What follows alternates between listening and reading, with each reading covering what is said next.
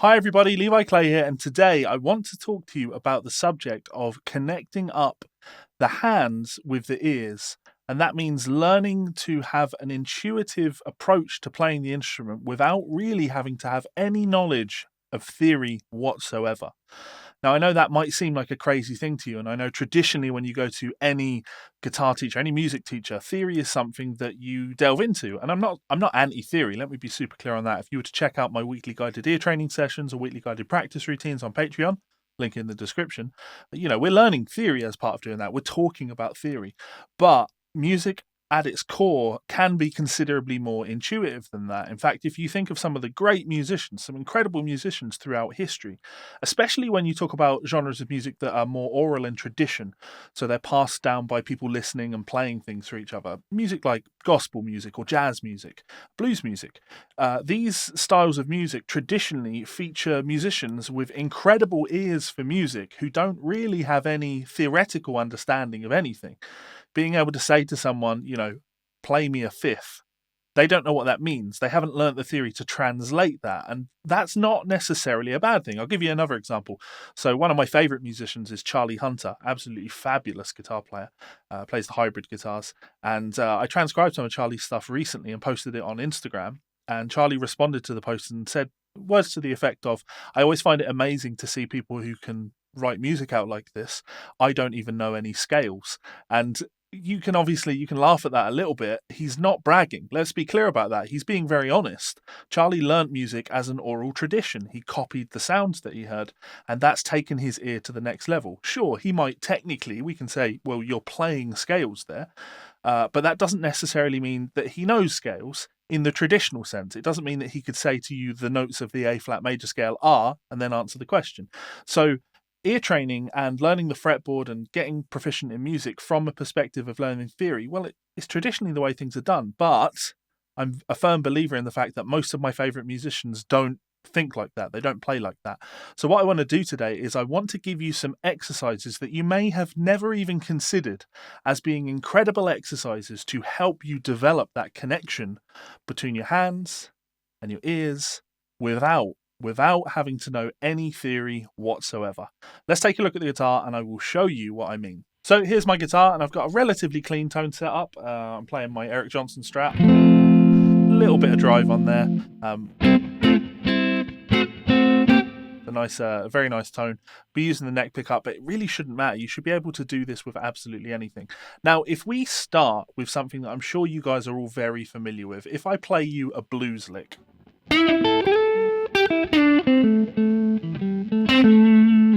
Words to that effect. When I do those sorts of things, I'm using, let's not talk theory, but I need to tell you this, okay? I'm using the A minor pentatonic scale. Now, I'm sure many of you are familiar with the scale. You've played the scale before.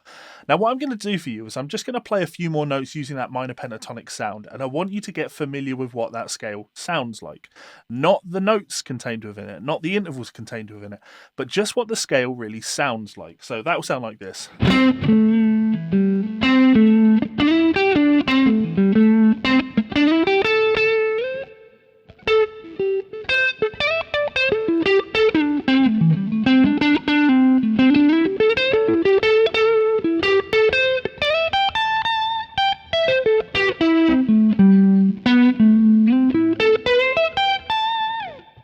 And a couple of extra notes there, right? That's the A minor pentatonic sound, okay? Now, what I want you to do is I want you to have your guitar in hand when you do this. I want you to, with me, I want you to play the 7th fret on the D string. Okay? Now, I want you to look down at your fretboard, and I want you to visualize. I want you to see this note on the 5th fret. So we've just played this note. I want you to look at this note on the 5th fret, and I want you, as hard or as silly as this is going to seem, I want you to look and stare at that note. Don't play it. I want you to stare at that note and imagine what it's going to sound like when you play it. That seems silly. I get that. It will seem silly at this stage because many of you are going to go, well, that's really easy. Many of you are going to go, how the hell do I do that? Now, I'll answer that in a second. Let's get the answer. So here's our first note. And when I play this note, it's going to sound like this. Ba.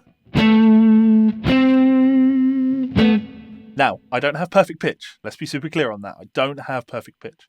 But what I do have is the experience of playing notes on the fretboard, sounds, and the predictive power to be able to look at what it is that I'm playing and find the sound in my mind before I play it. That's always the challenge in music, being able to think ahead, being able to try and hear something that hasn't happened yet. So let's just do one more note. If I play that first note, we know what that next note's going to sound like. Ba. What's it going to sound like if I play the 7th fret? Ba. What will that note sound like? Look at your fretboard. Ba, ba, ba, ba. Now, incredibly simple doing this with a minor pentatonic scale, but still a worthy thing to put your time into. I always pick the minor pentatonic scale first when looking at this as a concept because you're already familiar with the sound, and that makes this very, very easy. But we can make this a little bit more interesting than this. So I'm currently in the middle. I've just started Arpeggio April over on Patreon, and we're looking at arpeggios and really studying the sound of arpeggios. Let's do the same basic thing with that. So if I... Let's tweak this a little bit. How can I do this without polluting the ear, as I often call it? I'm going to play a chord for you.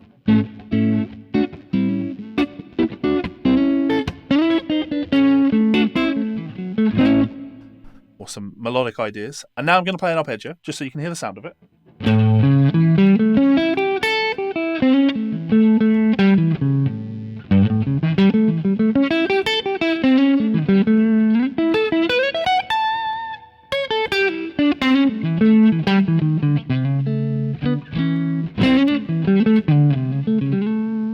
That's the sound of our chord. That's the sound of our arpeggio that we're looking for. Now, what I'm going to do is I'm going to play that arpeggio. And when I get to, well, I'll tell you when I get there. So listen very carefully to the sound of this arpeggio.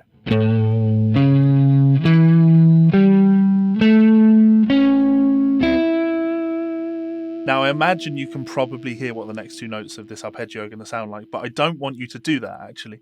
What I want you to do is I want you to imagine what is it going to sound like if I take this note and I move it down one fret, just one fret. Now, this is kind of a next level version of this exercise because when you think about what we're doing here, we're starting to introduce notes that actually don't belong to the given key. They don't belong within the scale that you're playing non-diatonic notes. Now, we don't need to talk about this theoretically. It's totally not important, okay? I could tell you the interval that is in relation to the root note. Doesn't matter. I could tell you the note, the name of the note. Doesn't matter. You don't need to know that in order to be able to do this. Sing this note. Ba, ba. That's me really having a strong sense of what it's going to sound like to play any note. Ba, ba, and move that note down a semitone. Now, of course, it's all relative. It depends on the types of music that you're playing. If you're a metal musician, that as a skill might not be that useful to you. But if you're a blues musician, learning that note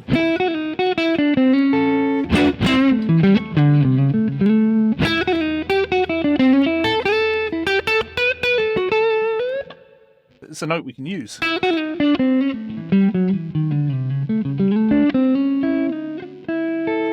a really nice note. And I've learnt the sound of that note. So, yeah, in theory, you could do this absolutely anywhere with anything that you know. So if you did take, let's jump back to the pentatonic scale, something that you know. I'll switch up the key. I'll move to E minor. Let's take this note. Again, no theory involved in this, right? I'm not going to tell you what it's called. Interval doesn't matter. Let's play this note. What's it going to sound like if I move this note down one fret?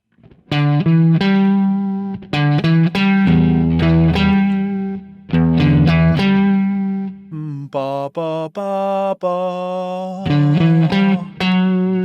ba ba ba ba. That's the note that we're looking for, right? Now, this as an exercise can be done in so many ways. You can use it to work on chords, or you could literally play chords. If I took, I don't know, let's take an A major chord, and I'm gonna ask myself, well, what will it sound like? Let's be Hendrix about this. What will it sound like if I put my little finger down on the 7th fret of the G string? We're going to have ba, ba, ba.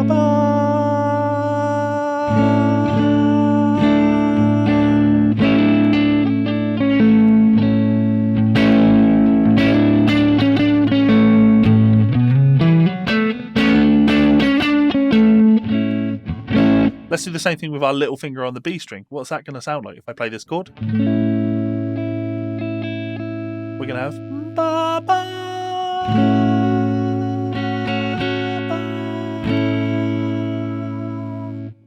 Again, totally valid and a good way of practicing these. Now, that's how I would encourage you to start dabbling in this when you're looking at developing this on scale knowledge or arpeggio knowledge, because in the long run, you'll start to hear these things. You'll start to hear melodies and know how to play them. Or when it comes to transcribing, you'll hear something played and you'll go, oh, well, I've just played this note. I hear the note that I want to play. This is where I move my finger to get that note. Again, no theory involved. Absolutely none. You don't necessarily need it.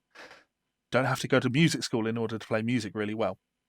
I'm going to give you one last exercise. So what I did last week on the weekly guided ear training sessions is I introduced and started talking about the 2-5-1 chord progression. And in theory, we can do exactly the same thing here, right? In theory, we can look at the sound of a 2-5-1, which can be played in many different ways. You could play it boring, a bog standard.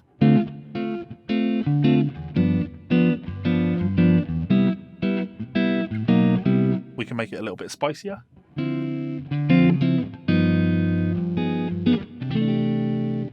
Yeah, tons of ways that we can play a 2-5-1.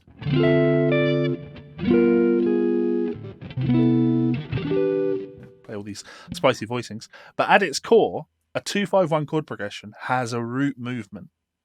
We hear the sound of the, I wanted to say D. No, hell, I'll say D. We hear the sound of the D going to the G going to the C. Now, unless you have perfect pitch, that doesn't mean anything to you. But we have to ask ourselves, can we hear in a 2-5-1, ba, ba. I can hear that when I take this note, when I play the 5th fret on the A string, I can look down at my fretboard and say, when I play the 3rd fret of the E string, I know what this note's going to sound like. Ba, ba. When I move that note across to the 3rd fret of the A string, ba, ba. Again, no theory involved. You don't need it. It's totally not necessary. Let's try the same thing, but we'll play the D up here at the 10th fret of the E string. Okay, so if I play this, look at it, 10th fret on the E string. Now look at your fretboard. Look at the 10th fret on the A string. I want you to hear that note before we play it. It's the same thing that we did before. Ba, ba.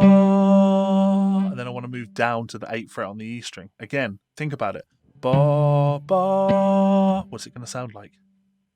Ba, ba, ba, ba, ba, ba, ba. Put those chromatic movements in there. And in the long run, this is just a magical way to start to get you to hear chord progressions or melodies. When you look at some incredible jazz musicians, there's theory sometimes, sure, but at its core, a lot of these guys, they play these beautiful sounding ideas, and to them, they're just melodies.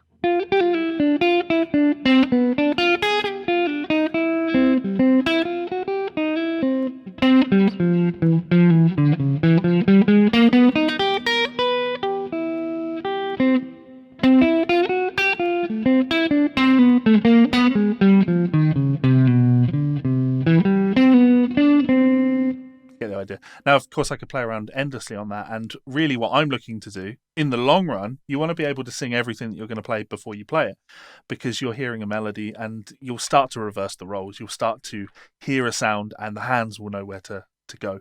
Because at its core, we've started working on this by using the hands to predict with the ears. But in the long run, we want to use the ears and then predict how to play that with the hands. So this is just the first step in it. And if you want to delve further into it, make sure you hit that subscribe button. I'm going to be bringing you loads more content like this, and I'm sure you are going to have a good time. So lastly, I just want to say a huge thank you to my wonderful supporters over on Patreon. If you want to be like these guys and join me for weekly guided practice routines and weekly guided ear training sessions, if you sign up now, you can get access to 10 weekly guided practice routines. That's about 5 hours of content, 5 hours of video content, all of the ear training lessons. You'll get hundreds of my transcriptions, and you'll get access to all of my communities. And you know that you're doing a good thing, and doing a good thing is good. So do good things. I like people that do good things. If that doesn't suit, you can also head on over to Amazon and you can check out one of my books. I have plenty of books available. I'm sure you will find something that you enjoy. Thanks so much for checking this video out, guys. If you have enjoyed it, like I say, please do hit that subscribe button. Tell a friend, share the video with someone. It really does help. Much love, and I will see you for more ear training and fretboard navigation skills and making you a better musician very soon. Laters.